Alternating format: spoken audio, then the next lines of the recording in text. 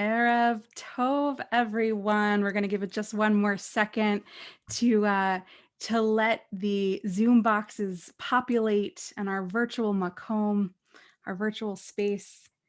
I want to begin by saying welcome and sending a heart tap to everyone. Really glad that you're able to be with us for this special event tonight.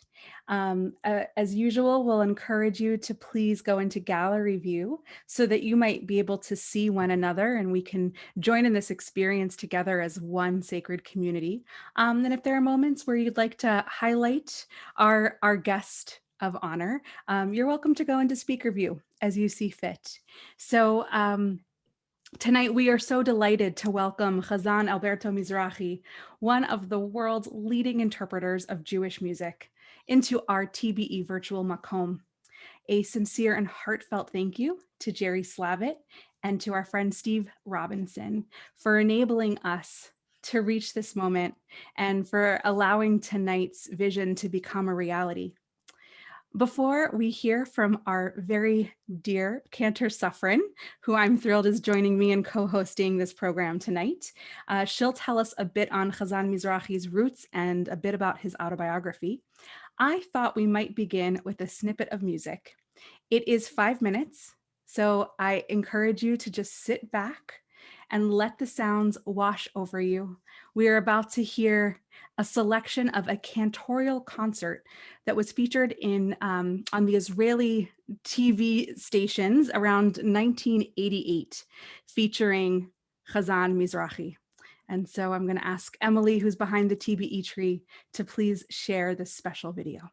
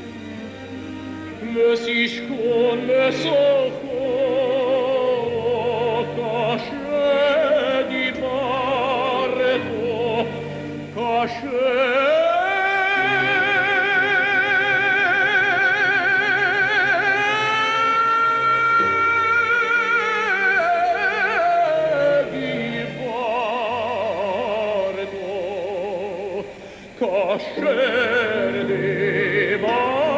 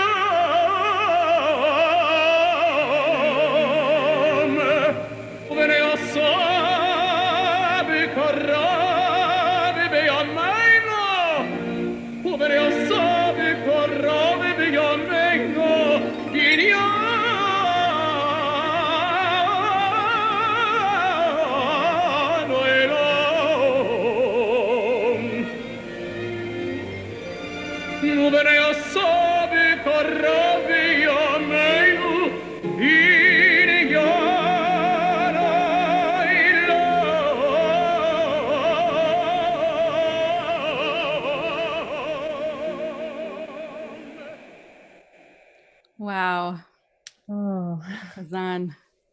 Before Cantor Suffren launches into a little bit of autobiographical information, I just wanted to share the YouTube link to the full TV show. That was only 5 minutes. There's a lot more where that came from. So Emily will post the link in the chat room so that you might be able to enjoy the full experience on your own time. So Cantor Suffren. thank you, Cantor Zell. Oh, Abe, that was glorious. And it makes me long to hear a male cantor's voice, I have to say. Coming from a woman cantor, it's amazing. Yes, yes. But it takes me back to my youth as well. Can I just say one thing? Because I'm going to be intruding in everybody, so let me start now. No, that thing was recorded during the week. It took us 2 days to record in the studio. The entire thing's a lot of stuff, and there's Carmen, there's all sorts of things in there. It's opera, everything. But I had to come home. I don't know if it was the first 2 days of Passover. Something was going on. I had to be home. Flew home, did a thing. 4 days later, I went back and Wow. just mouthed this one. It wasn't bad. I could immediately tell where I was just a little off. But I know how I sing the piece, so I just stayed there. But that was like that. What you're seeing is completely overdubbing, the thing I did in the art. It was pretty crazy. Go ahead. Well, I would never have known. So it's my pleasure to share your bio, but I have to say that if I were to share your entire bio, we wouldn't have time for anything else tonight. Don't bore me. I will try not to. I would like to say that, Abe, your talent is great and your career has been rich and most impressive. For everyone, Alberto was born in Greece, and as you can hear, he is a tenor, now is emeritus cantor or emeritus Hazzan of Anshe Emet Synagogue in Chicago. He is one of the world's leading interpreters of Jewish music, and he has thrilled audiences worldwide from the pulpit, also in recitals, with symphonies, and in opera performances. His repertoire spans 9 languages and a myriad of styles. Among his accomplishments, Alberto appeared with Maestro Riccardo Muti and the Chicago Symphony Orchestra in a performance of Arnold Schoenberg's Kol Nidre. And the New York Times mentioned the live recording of this concert as one of the best 10 classical recordings of the year. Alberto was soloist in the Beethoven Society's Krzysztof Penderecki Festival. Forgive my pronunciation. Very close. In Warsaw, where he narrated the maestro's 7th Symphony and sang his Kaddish with the Warsaw Philharmonic. Alberto has sung for 2 US presidents, George W. Bush and Barack Obama. And he continues his recital programs, most recently in Copenhagen, Paris, Pisa, Saarbrücken, Strasbourg, and throughout the United States, Canada, and Israel. He has also performed with major symphony orchestras all over the world. Hazzan Mizrahi is featured on the film 100 Voices, A Journey Home, which was put out by the Cantors Assembly. The celebrated PBS special Cantors, A Faith in Song, which I think was done at the Amsterdam Portuguese Synagogue. And I love this. Mizrahi recorded with the legendary jazz pianist Dave Brubeck in his Gates of Justice, and also the fabulous Theodore Bickel, among others.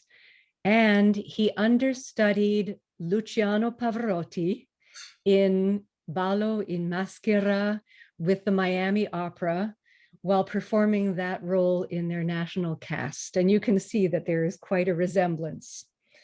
There is more. Hazzan Alberto Mizrahi has served as past president of the Cantors Assembly, on the board of the Jewish Theological Seminary. I don't know how you had time for all this, but it's definitely remarkable. And on a personal note, I can tell you that Abe Mizrahi is, without a doubt, one of the superstars of the Cantorate. And I know that all who are listening will be thrilled to hear you, to hear your vignettes, and to be captivated by your remarkable talent. So Cantor Zell, I thank you so much for devoting your time to be with us this evening. Wow. Thank you. Who is that? Thank you so much, Cantor Safran. And so as we discussed tonight's program with Abe, we thought the best approach would be to have a casual interview in hopes that it might spark a desire to share some live singing with us. So we're going to begin with a simple question, but perhaps with many answers. So Hazzan, I am curious, in your words, what is Chazanut? And what is a cantor? You know, I never became a historian, so I always wondered, how long has what I'm doing been going on? What happened before it? And of course, I did know a lot of these things because we know in 19th century Germany, even before that actually, in the 1800s, late 1800s, a lot of what became actually the reform movement with organ and et cetera, was started there. Of course, it's a thing. It's our travel. The reason that Chazanut has so many facets is because we've been kicked out and lived all over the world and still do. So I have a little thing that I'd like to read to you. I'm paraphrasing Scott Sokol, the Hazzan. He's a Hazzan. He's a brain surgeon, and he's running the Hebrew school in Manhattan somewhere. So he's like one of these guys. So I'm thanking him, Scott Sokol, for his paper, The Cantor's Role Then and Now. Let me read this to you. It'll be quick, okay? Where did the cantor come from? So the Hazzan, the cantor, has survived in the face of a great many forces that might otherwise have destroyed it. We've gone through radical changes in Jewish history. After the destruction of the Second Temple, what was going on in the Second Temple? What was the music of the Second Temple? There was an orchestra, believe it or not, and there was a choir. So the choir was disbanded. They couldn't do it because this was holy music, holy words done. And if you don't have a sanctuary, where are you going to do it? So the lack of uniform literacy among worshipers made it necessary that the communities around the world appoint individuals to pray on their behalf. That's the beginning of the Hazzan, the Shliach Tzibur, the emissary of the congregation. And quoting Dr. Sokol, it says around the 7th century CE, professional shlichei tzibur were engaged not only for their beautiful voices, and there were many of them, but one of the main things that happened in the 17th century were that they would create beautiful liturgical poetry based on the prayers. And we have many famous people who were cantors, but who are called paitanim, because they made poetry out of the davening. Many have lived on as liturgical poetry today. We do it in many synagogues, especially the Orthodox. The Orthodox have, I mean, if you do a Ma'ariv on Passover in a very Orthodox place, you're going to be there a long time, because they do these huge, like three-page poems every, at the beginning especially. In the middle of the 19th century, the Cantorate underwent significant changes, and this is where we're kind of at now, although we're taking a very deep dive. Liturgical reform, reintroduction of choral music in the synagogue, unheard of until around the 19th century. And by the 20th century, these influences had become the norm in both synagogues, in most synagogues. Chazanim are now teachers, we're pastors, we're chaplains, we're choir directors, we're cultural impresarios, and even talented mohalim. I know a number of chazanim who do moil. This is what a cantor is. This is where it came from. There's so much more to say. I mean, I'm not going to go there, because we could spend an entire evening discussing what is the history of the Hazzan. Having listened to the thing that you played, I don't think I have to sing the Hineni I was going to do. Can you please, if you're comfortable? It's so stunning. Just a bit. All right. If anybody here doesn't like Chazanas, mute me.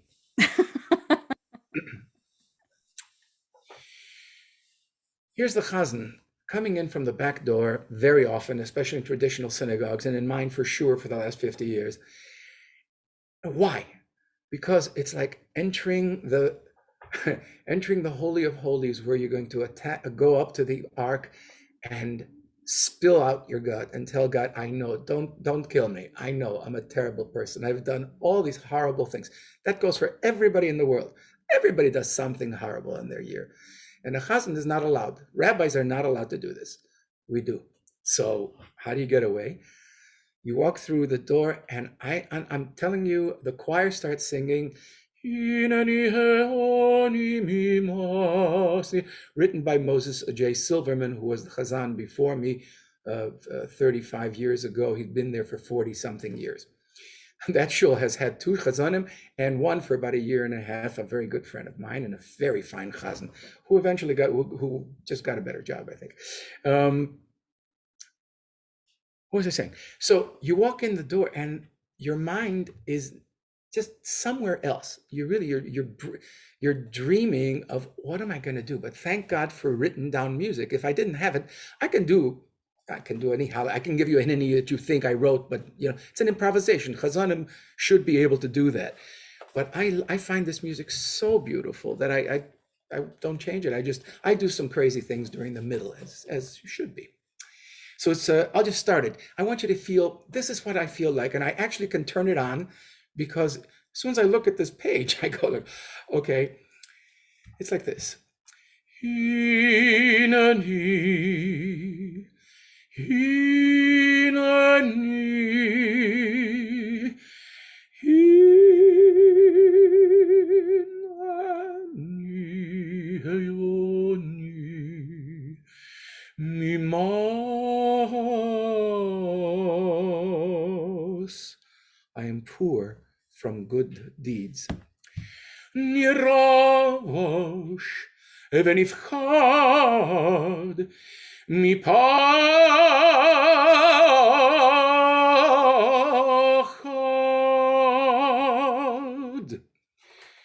Yoshev tehilot Israel. Anyway, that's the beginning of the Hineni. And of course, in the middle, you have to, I should be standing. It's very hard to sing this sitting. I'm sorry. Okay. Can you still see me? So we'll go back a little further. ונול טוב שמך ובבותוי וילדך בין בבנותוי כי חוטא ופושע יהוני etc etc וקבל תפילתי כתפילת רגיל וזקן ורגיל וקולו נועים ופרקו נועה ומעורב בדת עם הבריות ותיגר בשטן לבל יסטינני. I'll stop there because it goes from I'm not worthy to if you can forgive me, O Lord, please do so. But I've been sent by this crowd here. Some of them must have something they did that's not right, and I'm here to represent them. So give me a break.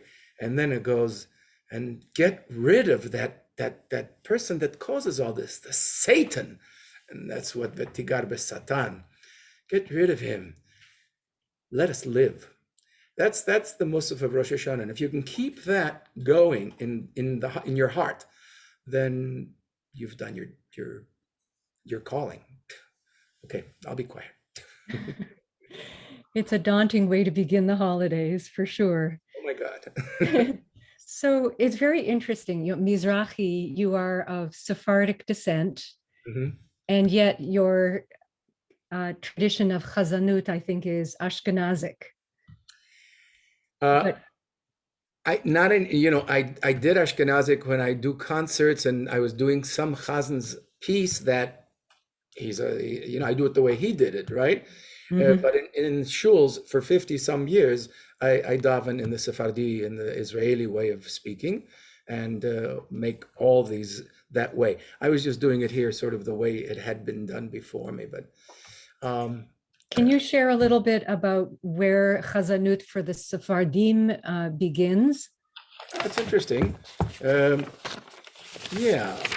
Well, you don't want to know where my Ashkenazis comes from. You want to know where the Sephardic thing, and I'm happy to have you go off on any number of tangents. They are all tangents, I must admit. Hold on a second. I had something prepared. I don't even know what it is. Oh yeah. Okay. Actually, you were right. I was behind. So the Sepharad, the Mizrahim. My name is Mizrahi. What does Mizrahi mean? It means man of the East or from the East. That's if they just didn't know what you did for a living. Remember, in the old days, your first name was whatever it was, Yitzchak, Yaakov, whatever, and your last name was the bookkeeper, the winemaker, the this, and everybody has a word, and most of us can sort of trace our names to that. There in Sephardic custom, there's not one generally recognized nusach. Nusach being the formation of the music of the words of the prayers. Instead, Sephardim and Mizrahim follow several slightly different, it's horrible when I read because it looks like I'm reading, which I am, but closely related nuschaot, okay? The nearest approach to a standard text is found in the Sidurim printed in Livorno, Italy, from the 1840s until the 20th century. Believe it or not, that's what happened. These and later versions printed in Vienna were widely used throughout the Sephardic and Mizrahi world. The customs of the Spanish and Portuguese Jews, for instance, now what is a Sephardi? So the Sephardi most of us know are the ones that were kicked out of Spain in 1492, actually. It's easy to remember the year. And they went all over the place. And they brought their music with them because even in the different towns, they had different things that happened. And if you were a Mizrahi, if you came from the Middle East, then you had a different kind of synagogue. And if you had been born in Europe and inside that, you had a different kind of nusach. So the customs of the Spanish and Portuguese Jews based on older forms of Castilian rite with some influence from the customs both of Italian Jews and Northern Morocco Jews. I'm not going to get into detail because this, it'll take us all night. This version is distinguished by the near absence of Kabbalistic elements. Now, Nusach Adot HaMizrach, Edot HaMizrach, the Eastern, the people from the Middle East, which were among them are Iraqi Jews, very, very, very famous music of the Sephardim from Iraq, but now popular in many other communities, have a strong Kabbalistic flavor. So the Sephardim kept the Kabbalistic things that were in their Sidur. Nusach Adot HaMizrach, that's what it was called. Variants from different parts of Spain, Portugal, perpetuated in particular synagogues in Thessaloniki, especially in Greece, which was wiped out by the Nazis. Of course, we know that. There are very few Jews left. I visit there quite often, and elsewhere. Under the influence of the former Sephardi chief rabbi, Rabbi Ovadia Yosef, in Israel, many Israeli Sephardim adopted a nusach based largely on the Nusach Edot HaMizrach, that they went on to the Middle Eastern type of singing. By the way, I like that because if you hear some of the Greek Sephardim, it's okay. It's not my favorite music in the world. But they omitted some of the Kabbalistic additions. And this music is from Iraq, from Iran, even from Egypt, numerous places where the Sephardim lived. Oh, and let's not forget the Yemenites, who were in Yemen for so many years and untouched. So the Yemenite Nusach was the standard among the Jews of Yemen. So in Israel, that's what they do. What they did in Yemen, they do there. Purely Yemenite or Shami, adopted by Sephardic Sidurim versions. Both rites are recited using the unique Yemenite pronunciation of Hebrew, which they haven't forgotten, because it may be the way we actually did speak back in the times of our who was it, Shlomo or somebody, anyway. And some scholars regard as the most authentic and most closely related to the Hebrew of ancient Israel, as I said. The modern Nusach Eretz Yisrael is a recent attempt by Rabbi David Bar Chaim at reconstructing the ancient Nusach Eretz Yisrael based on the Jerusalem Talmud. Okay, too much information. I think I'm going to stop there. There's a lot to say about the Nusach, but if you were, you really should have an adult education thing and give them the how it started, where it went, all its various rivers, but the main two things that we know about are the Sephardic, which you can even include the Italian rite, if you put it all together, that they all spoke to each other basically, and then the Ashkenazic, which started in Germany basically, and was made very beautiful by all these choir directors and various things that happened in Germany. So Hazzan, thank you for giving us a little taste of what we could hopefully welcome you back to help co-teach maybe a course on all the different types of Nusach. We have a very robust adult learning community that I'm sure would love to know more. Before I Only if I'm allowed to sing. Well, I was actually just going to ask. So before we go into our next question, you had mentioned you might be willing to share a little bit of the Sephardic Slichot service with us. Would you be willing to share a little bit of Chatanu Lefanecha? Yeah, it's called Adon HaSelichot, the master of giving us a chance to get over our what's slichot. It's give me the Hebrew English word. I'm out of it. Forgivenesses. Yeah. Forgiveness. That's right. Master of forgiveness. Of course, that's exactly what it means. Now, I usually don't have my drum in shul, but we used to have Friday nights. We call it Friday Night Live with band, and I take my drum. But I like playing the drum. So, but it's beautiful at the beginning. It's all right the other way too.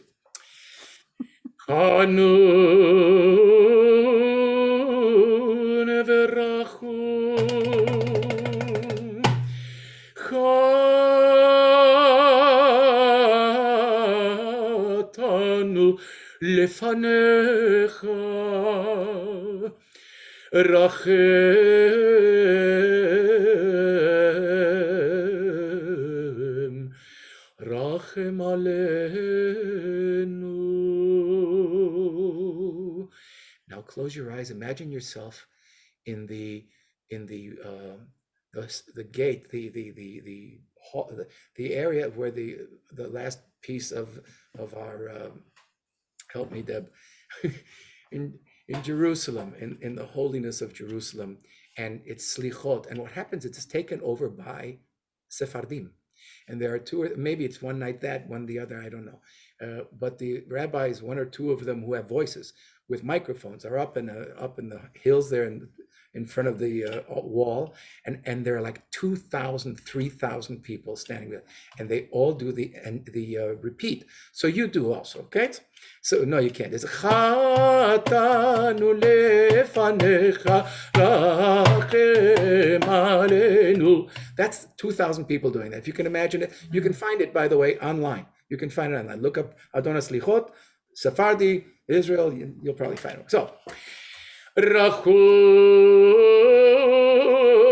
v'chanun chatanu lefanecha rachem aleinu.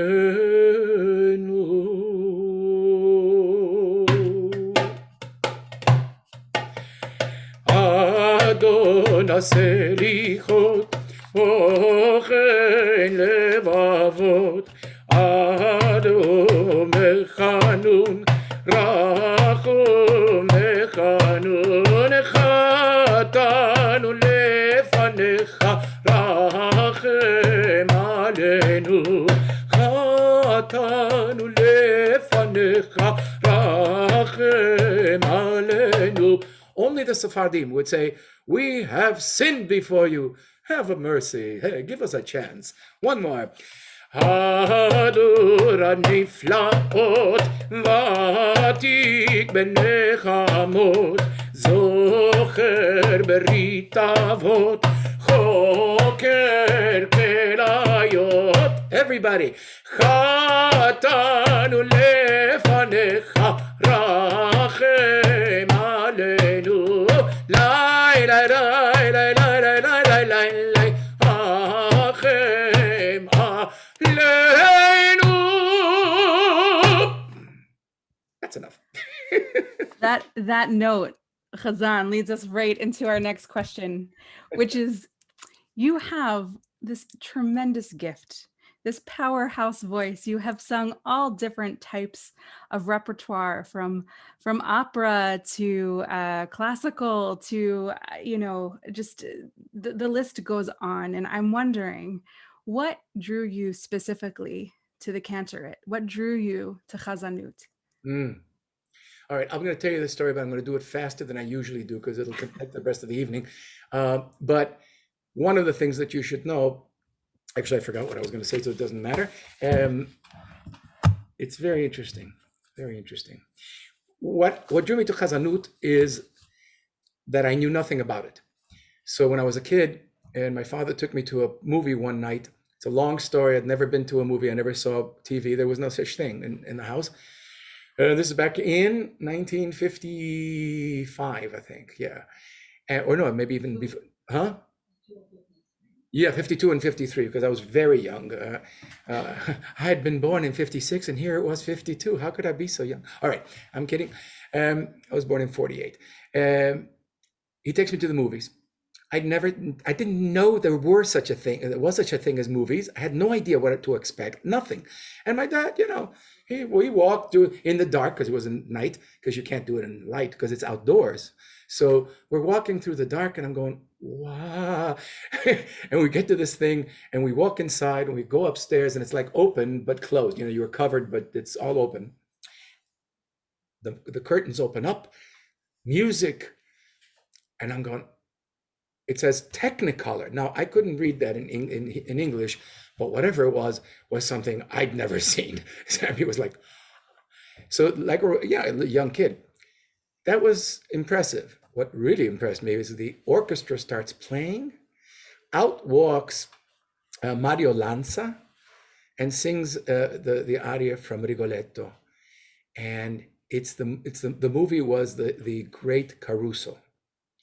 Now, if you've ever seen that movie, it's like all him singing everything, By the time that movie was over, and probably right away, it was probably like the first 3 minutes that I saw this movie, it sent something to my heart, something to my gut. I was like 4 years old or so. And I said, that's what I'm going to do. I know it doesn't sound realistic, but I never dreamt being a police officer or a truck driver. I'm talking really young. I would sing to myself. I would sing things my mother, who was a trained soprano, um, she used to sing in the kitchen, and I'd start singing it, So I didn't know at that time that would be a chazan because I didn't know any chazan. So we got to America. A friend of mine who was in the Cantor, I went to yeshiva, so I became a Jew because I didn't know Hebrew. I didn't know any, I was going to a Jewish school, but I was like nothing. So we got to America and we went to the Hebrew Academy in Cleveland, and from there to the yeshiva in Skokie. And in the yeshiva, I was hearing these guys daven, and I didn't know how to daven per se, but I learned it from them. And I was singing in the hallways, and they said, Mizrahi, why don't you do Shabbos one of these days? I said, he said, you know how to read. Of course, in yeshiva, you learn everything. And I started davening, and one of the rebbes, who will never be named because he told me he would never forgive me. He's gone, but he'll never forgive me. So he said, listen, you're not Orthodox material. And that was obvious to me too. But I was in a very Orthodox place and having a great time and loving it, but it wasn't me. So he says, why don't you go to the seminary, and they have a great cantorial school, and you should be a chazan. I've heard your voice. Did you have a real voice? That's what got me into being a chazan. It was an accident. On top of which, while I was in the yeshiva in a summer break, my dear friend Daniel Gildar, Olav Shalom, who died this year, one of the great pianists of chazanut in the world. A cantor could not make a mistake because he would figure it out in the piano immediately, put him back in the right key, and show him where he is without anything happening. I've seen this happen so many times. Well, I did at one time. He comes to me, he says, I hear you have a voice. So I go in the synagogue with him, and he starts playing the organ. He says, do the Cantor Shabbos. Well, I didn't know the Nusach for the Cantor Shabbos, so I sang something. And he says, okay, 1, you know nothing. 2, you have an unbelievable voice. Says, you got to come to the seminary. That's what happened. My friend Danny, my Rebbe in the yeshiva, and my mother could have not been happier, thank God, that I was going to go become a Jewish something. So it was, that's how I got into it. Yeah, long story, so. But the long stories are what we love to hear, absolutely. So you got into the seminary, and can you tell us a little bit about who were the greats who influenced you and made you what you are today? I must tell you that the teachers at the Cantor's Institute, as it was called at the time, were very, very fine teachers.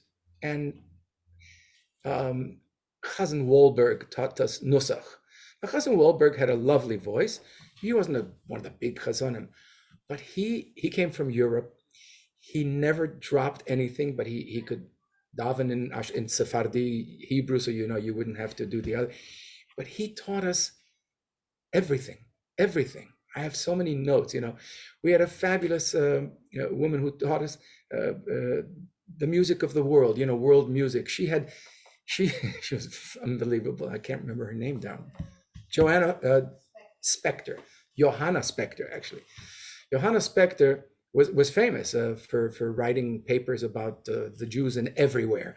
And she actually snuck into Yemen when it wasn't a good time to do it, and taped the Yemenite Nusach in case it gets lost. I mean, she did a lot of stuff like this. We had fabulous teachers. So when I got out of the seminary, I knew everything, basically. They teach, now you have to do it, of course, and you have to build. And the first shul I did everything but putting the newspaper for the shul together to teaching, 2 choirs, the women, and then there was the 2 Friday night services, the regular, and then one for the women's league or something. And, I learned everything in Albany, New York, Baruch Hashem. And then, eventually we got to a place where then I could start studying in Cincinnati, actually. I was studying voice with Cheryl Milne's first teacher. And the first time he heard me, I thought he was going to say, "Oh, hey kid, you're really something." Well, this was the the opera school of the University of Cincinnati. They had a few people that could really sing and had huge careers. He says to me, "Well, Abe," and I called myself Abe for a long time. My name is Avraham, but I went back to Alberto in honor of my mother and father who are gone. And Alberto is really how I feel I should be called, because in Greece, that's the only name anybody knows that I have. The Avraham was what the guys at the Hebrew Academy said. "Oh, what's kind of name is Nomen is Alberto? What is this? So he says, "What is dein Yiddish Nomen?" I said, "My Yiddish Nomen is Avraham." Avram, what then? Avram, and they wrote me down, and everything official became Avraham. Okay, Baruch Hashem. Where am I? I'm lost. Help me. So we had great teachers. I learned a lot. And then eventually when I started studying with this guy who said, "Well, Abe, you got a voice in there, but we're going to have to scoop it out." That gave me a lot of feeling like I'm famous. No, I was like a nothing. And he taught me. He really taught a lot. I've had great teachers. That's what got me into continuing. And because of, I know you're not going to believe this, it's not bull, it's the real thing. The reason I didn't just stay with Chazanut, which I love so much, is because of Mario Lanza. And I was going to do opera. And I did for a number of years and found out it is one of the worst working places in the world. The only good thing about it is when you get to sing that music. Oh my God. That's just, But I was a Hazzan and I got to do that. And I got to daven Rosh Hashanah, Yom Kippur, Pesach, Shavuot, Sukkot. Every Shabbos, Friday nights, we could do different things, and you realize how blessed we are to be with our people and to give them something that maybe they can't do, but they can appreciate and then join with us. I think it's the greatest thing that ever happened to me, and that's how I became a Chazan. Too long, right? Okay. Nope. Can you touch base? I know you had mentioned some of the great teachers, some of the great voices that influenced you, and we would love to hear a little bit about that. This will take longer, so I'm going to do it easily. I'm just going to mention the names and tell you that the ones that had a lot of influence on me. All right. Oh, by the way, at the seminary, I also sang, I got in touch with Zamir Chorale. I was a kid, but people were going to college when they were what, 20, 19 at least, right? Something like that. I didn't go to college. I went from high school, yeshiva, straight to the Cantorate Institute and got that learning much later in my career. But I went to the Zamir Chorale, and at that time it was Zamir Chorale. He's in Israel now. Stanley Sperber, he's very famous, and I don't remember names. I can only tell your names because they're written on the thing. Okay, but Stanley Sperber heard my voice, and within a year or so, I did 2 recordings. If you ever hear those recordings, you'll love it. But it sounded like let's see, a castrato singing, and everything was in a high pitch, but I sang it almost in a falsetto. I love it. It's fun to listen to, but anyway, where are we? Am I going to opera now? Abe, I'm going to jump in because here's what we're going to do. We have about 15 minutes, and I want to make sure. Here are my teachers. Yes. Right? The guy I loved the most at the beginning was Moshe Kazovitsky. Listening to him was like listening to the heavens. Then Moshe Oisher influenced me quite a bit.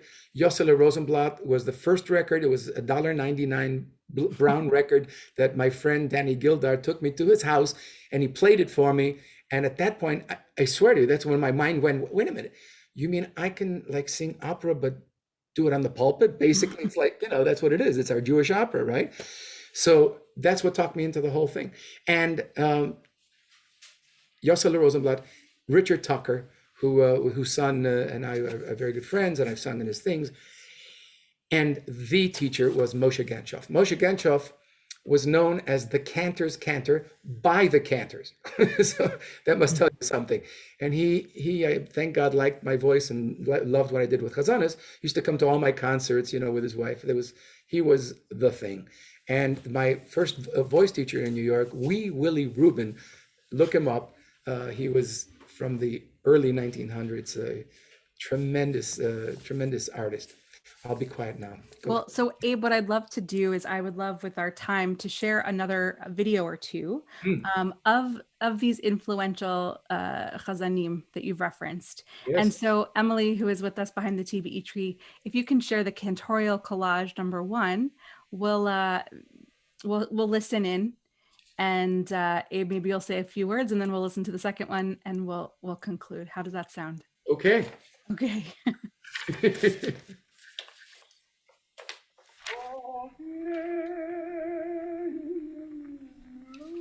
You will need to turn up your computer volume at this point.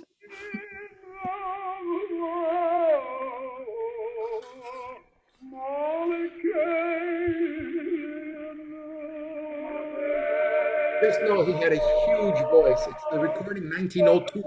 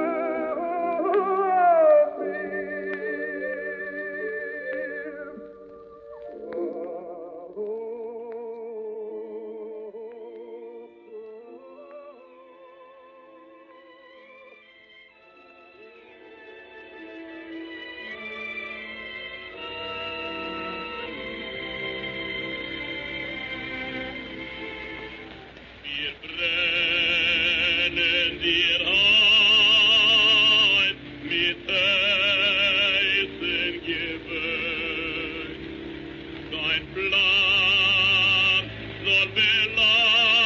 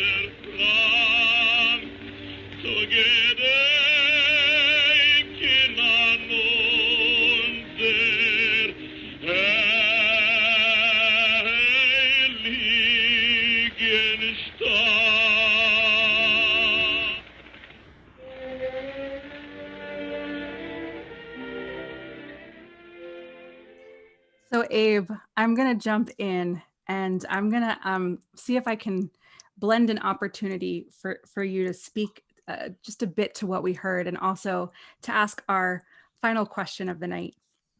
It's evident that these great chazanim truly inspired the gift that you've brought to us. You can hear in their approach to our liturgy and their approach to Yiddish art song and their approach to the way that they present their voice, both on the pulpit and on the stage. As we know, Yossela Rosenblatt was also a performer. It is evident that you have embodied these gifts and brought your own flair to your cantorate. And so I'm wondering if you could briefly touch upon what you've inherited from them, as well as share with us what you hope to pass on to the next generation of cantors. Toughy. All right. It was so easy, or so much easier for me to do what I was doing. And having listened to these people, I didn't imitate any of them. But it's wonderful to just to hear, to get the, what was it like back in 1870 or something, whenever our first Hazzan started? What was it like when you heard Sirota, who also probably made the most recordings of any Hazzan in the early days of the 1900s? But he had a voice. He could have been an opera singer, a big opera singer, tremendous. He was killed in the Warsaw Ghetto, shot. Anyway, and then of course you got Rosenblatt. I don't know what voice he has. I mean, he's like a baritone tenor, and he could do anything. And he wrote so much beautiful music. This was a Yiddish piece from a Yiddish play, but he wrote immense amount of music.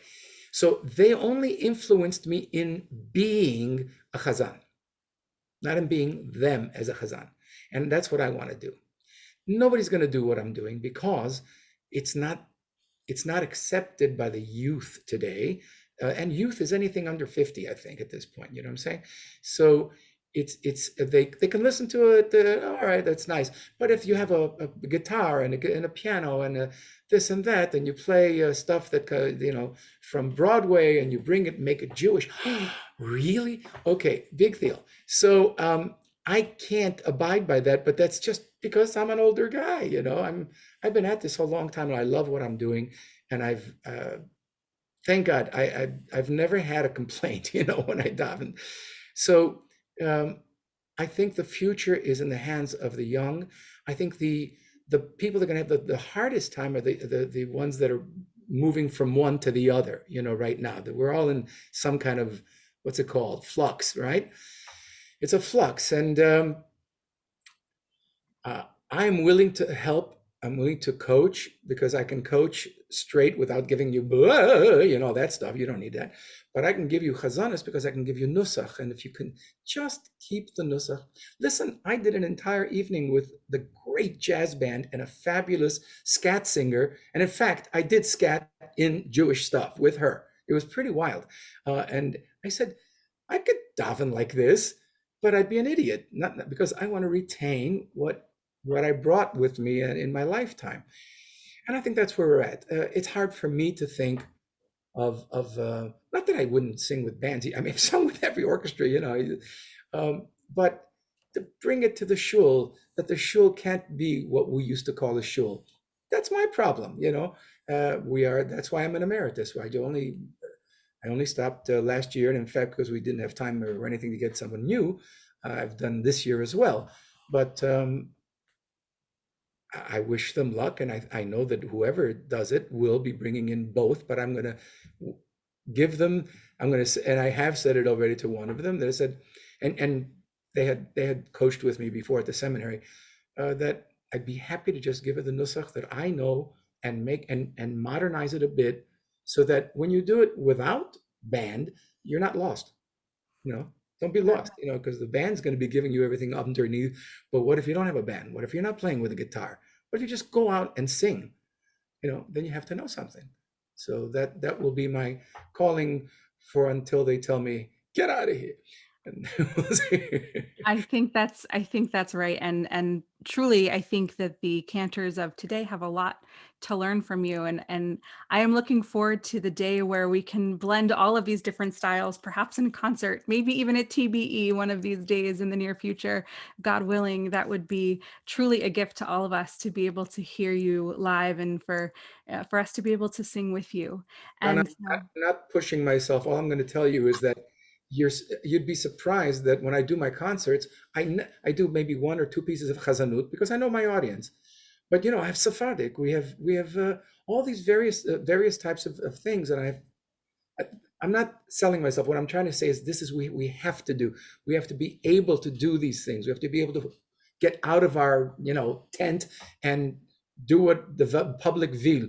And it so happens that I love doing all that music too. So nish gefela. Everything's good. you got it. So here's what I'd like to do. It is 7:58. We've been together for just about an hour, and I want to give a very big toda rabah, big thank you to Jerry Slavitt, who actually brought the idea of this program to me. And thank you to Jerry for making this happen. And to Steve Robinson, Steve Robinson. I want to say another really big thank you. Steve is the producer of The Art of the Cantor, which is an 8-disc series, which I highly encourage you to look up online. I'm actually aware that there are parts of it on Spotify, maybe on Apple Music. But if you want to, I wish we had another hour so Steve could kind of share his story about how he got to be where he is. And because of Steve, we've actually been able to connect with Abe on this level and bring him in. So Steve, did you want to share just one brief word kind of about your project and where we might be able to find it? Well, I produced it at WFMT, the classical station in Chicago, not long after I met Alberto in 2000. And the funding for it came about in a very wonderful and unexpected way. A gentleman called me. I called him to thank him for a very large gift he gave. And he said, I've been meaning to call you, which means he never would have called me. And he said, I know you're not interested in cantorial music. And he said that about 5 times. My father was a cantor in Chicago, and he's got a CD. And I know you're not interested. So I finally interrupted him. I said, actually, Mr. Baum, I'm quite interested, and I'm trying to raise funds for a program I'm doing with Alberto Mizrahi. You know him? And he gave the money in that phone call. He gave $30,000. So that's how The Art of the Cantor came about. And my wife, who's sitting right here, Beth Schenker. Oh, she did an amazing job. See, Beth? No, that's all right. Beth produced it while I was at WFMT. And unfortunately, as a set, it's not available. You have to get it, as you said, a little bit on Spotify. It's a little bit on YouTube, but only little bits. It's not the whole hour. But working with Abe, as you all know, or can imagine now, is a dream, and he's one of the great musicians of any genre of the age, as you heard. He's just, there's no words left to talk about his genius. Oy, Steve, thank you for sharing that with us, that information, and for the gift of this 8-disc set, which if anyone's interested, you can talk to me. Jerry Slavitt has loaned a copy. We can listen together. We can make sure royalties are paid. We can do all the right things, and we'll listen and enjoy together. And so Abe, here's what I'm going to ask. I'm going to ask if you can send us off with a little bit of an earworm, because we know that Pesach is coming and we know how amazing the music of Passover is. So we had talked maybe a little Chad Gadya. Would you do us the honor? if I have to, you know. What is it? Even though I'm not used to doing things like this, you know. All right, you guys know, you know about Moshe Osher? Raise your hands if you know Moshe Osher's music or have ever heard him. See how few? God, you better buy my albums when I'm dead. I'm telling you right now. Okay, here we go. This is something you can do at your table. It's very easy. Nice. Just listen and you can do it yourselves. Here we go. Chad Gadyo, Chad Gadyo. Chad Gadyo, Chad Gadyo. Dizabinabo, Dizabinabo, Dizabinabo, pieces of the love and bob to my degree. Chad Gadyo, Chad Gadyo, beep beep, dabba, Zabinabo, pieces of the love and bob to my degree. Chad Gadyo, Chad Gadyo, Chad Gadyo, Chad Gadyo. Gadyo, Chad Gadyo, everybody. Chad Gadyo, Chad Gadyo. Come on. Chad Gadyo, Chad Gadyo. Face it. I can't hear you anyway. Fake it. Chad Gadyo, Chad Gadyo. Zabina bo, where am I? Via Samayo Vekovo Lenuro, the sort of Lechutro, the sort of Lechutu, the Yigo Legaban, and National Juno, the Yoga Legadio.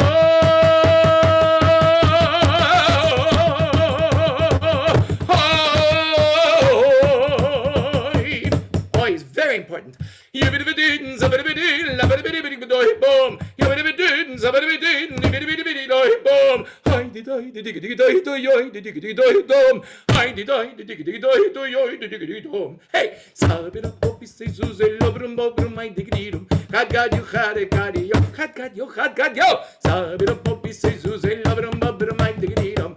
Had got you, had everybody. Cardio. Yeah. Thank you, Abe. Another heartfelt Toda Rabah to my friend and colleague, Cantor Jody Suffren. Oh, For it's such a pleasure to joining share in me this. Wow. That was off the charts. So we want to say Erev Tov. Whole piece yet. All right. We want to say Erev Tov. May opportunities with Hazzan Mizrahi abound in the future. We're looking forward to welcoming you back to our community. Thank you again for joining us this evening, and Erev Tov, everyone. I cannot thank you enough. Thank you, all of Cantor Zell. Rabbi, Thank and you, Alberto. everybody's name I do remember, everybody's name I don't remember. Baruch Hashem. It's nice. It's wonderful to have been with you. Thank you. Thank you for coming. Thank you. Jody, Steve, everybody. Where is the other Hazzan, for God's sake? She's missing. I'm right here. You are. Okay. Hi. It's great to see you. Thank you very, very much for your patience. Okay. Bye-bye. Bye-bye. Hi. Okay.